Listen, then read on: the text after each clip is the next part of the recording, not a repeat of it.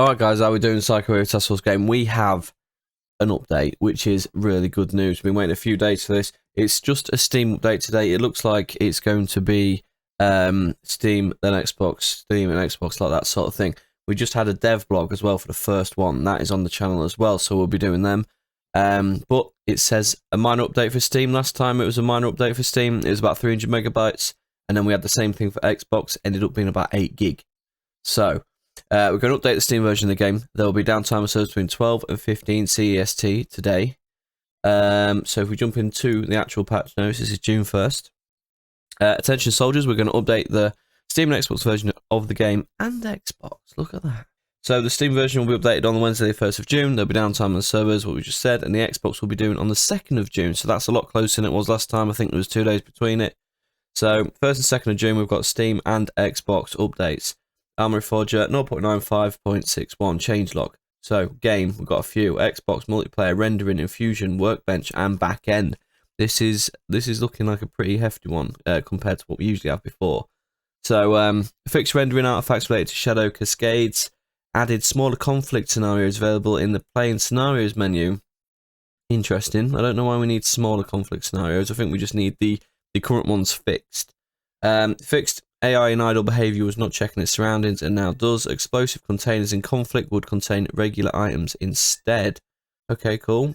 Changed the faulty background in the player tile group's layout. Magazine will stay attached to the hand when a reload was interrupted by the action. Just got a mag stuck to your hand. Alright, cool.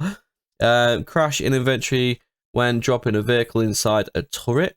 Tweaked Ural upshift revs per minute increased to 1250. Okay, so maybe the Ural a bit better, so handle up hills probably. Options to change the gamepad axis. Potential character teleport under the surface when exiting a flipping vehicle. So following through the map. Eye perception at night. Mouse aiming of turrets became unreliable with high FPS. Collision and destruction, certain small props, walls, and environmental objects. Steam platform saves are now gracefully freed. Fixed potential crash when closing Game Master mode.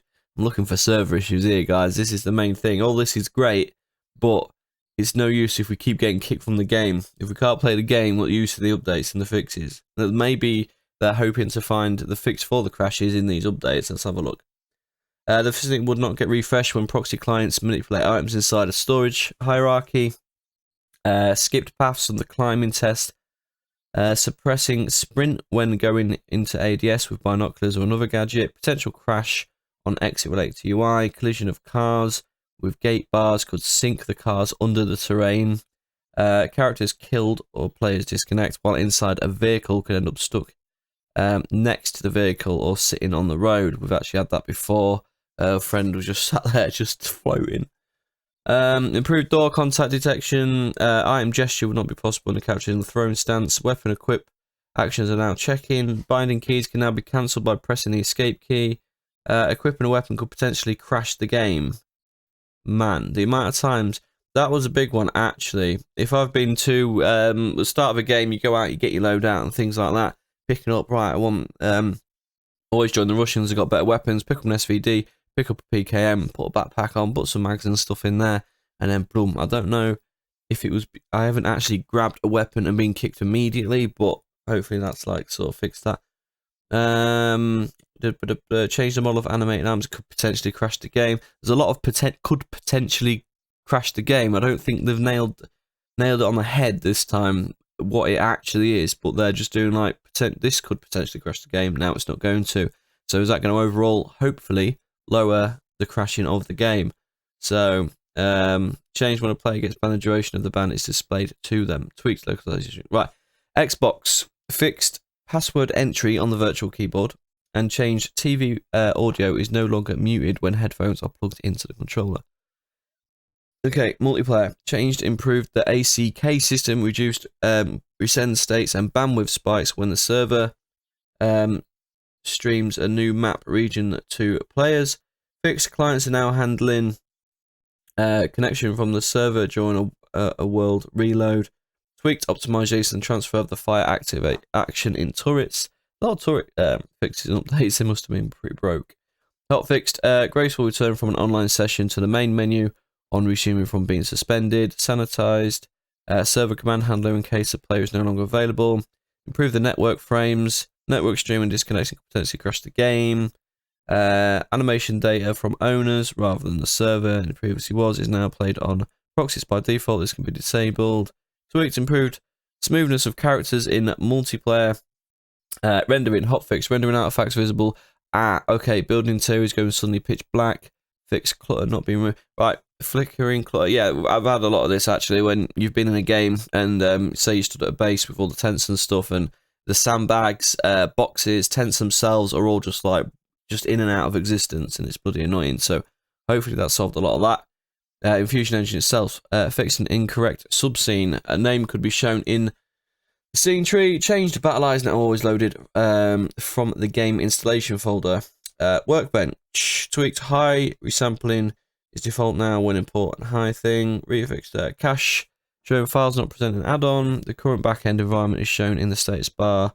World editor crash when trying to save world into a read-only folder. I don't use any of this workbench stuff, so you'll have to tell me if you use this, if this is any good. Fixed ignoring amateur bones from Blender. Change forbidden use of workbench as replication client. World editor, better default camera position. World editor crash when displaying an entities context menu. Changing properties of decorate entity and behaving editor. Would crash workbench. This is a big update, man. They called this a minor one. Can you literally imagine me doing a major update just where there's like, whoop, my god. So, backend fixed. Crashing for some people when they manipulate the server browser. Removed local rating update in the workshop. Changed backend. Dedicated server shutdown. Invoked in 3 seconds after a heartbeat failed 3 times. Tweaked manifest of old add-ons now properly removed when updating. Fixed backend when room registration fails, the server now properly shuts down. Sometimes servers would be visible in the server browser after disconnecting. Improved error reporting of backend. So published the 1st of June 2022. Today, the same this video. The update's only been out. Well, the information of the update has only been out half an hour. This is a minor update for Xbox and PC. PC are going to be getting it on today, and then Xbox is going to be getting it tomorrow. So I see a lot of things in there saying potential crashes, which is good. Hopefully, all these things of potential crashes hopefully sort out the amount of crashes you go through. Like, sometimes it's alright, sometimes I can have a full game for an hour, and then it'll crash, and I join back, and it's not too bad. And some days, it's just every 5 minutes, man. And we need this addressing, we really do.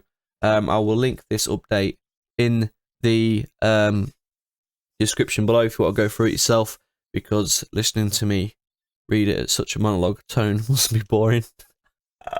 Well, apart from that, I'll hopefully see you in ARMA REFORGER. I love the game regardless. Always been a big time ARMA fan, and if you've been watching these updates and stuff, you have. You know this. Apart from that, turn notifications on. We're doing updates all the time. We're doing the dev blogs all the time. And we're just, everything ARMA related is going to be on the channel. So thanks very much for watching, guys. Don't forget to like and subscribe. And I'll catch you in the next video. Take it easy. Peace.